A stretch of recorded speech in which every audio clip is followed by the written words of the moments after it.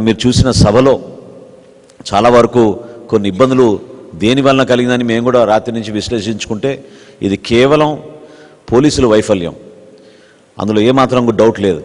మేము అనేక సందర్భాల్లో అక్కడ స్థానికంగా ఉన్న సెక్యూరిటీ మెజర్స్ పైన, మా కోఆర్డినేషన్లో జరుగుతున్న కొన్ని అంశాలపైన మా నాయకులు అక్కడున్న పోలీసు అధికారుల దృష్టికి తీసుకెళ్ళినా కూడా అసలు ఊహించని విధంగా వాళ్ళు ప్రవర్తించుకుంటూ వెళ్ళారు. అసలు నేను మొట్టమొదటిసారి చూస్తున్నాను, ప్రధానమంత్రి గారి సభకి పాసులు బ్లాంక్గా ఇచ్చారు, పేర్లు లేవు, ఫోటోలు లేవు.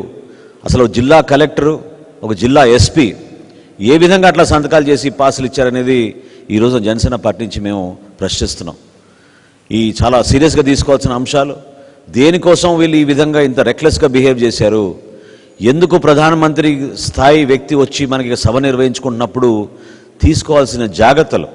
ఎందుకంటే పెరిమీటర్ అంతా వీళ్ళ కంట్రోల్లో ఉంటుంది. పెరిమీటర్ మన స్థానిక పోలీసుల కంట్రోల్లో ఉన్నప్పుడు ఎందుకు ఈ విధంగా వాళ్ళు పూర్తి స్థాయిలో ఇటువంటి ఒకేషన్కి వాళ్ళు గేరప్ అవ్వలేకపోయారనేది తప్పకుండా దీనిపైన ఎంక్వైరీ జరగాలి. ఈరోజు సాయంత్రం 4ంటికి ఎలక్షన్ కమిషన్కి దీనిపైన కంప్లైంట్ ఇవ్వబోతున్నాం. తప్పకుండా ఎవరైతే అధికారులు దీంట్లో నిర్లక్ష్యం చేశారో, నిర్లక్ష్యంగా వ్యవహరించారో వారిపైన తప్పకుండా చర్యలు ఉంటాయి రాబోయే రోజుల్లో అనేది నాకైతే చాలా బలంగా నేను కోరుకుంటున్నాను.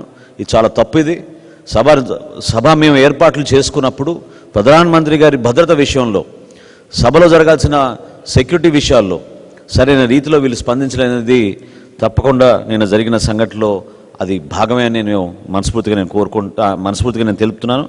రాబోయే రోజుల్లో ఎన్నో అవమానాలకు గురయ్యాం, అనేక సందర్భాల్లో అనుమానాలు కూడా ప్రతి ఒక్కరిలో వస్తూనే ఉన్నాయి.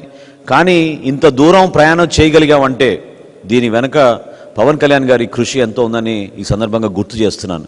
ఎందుకంటే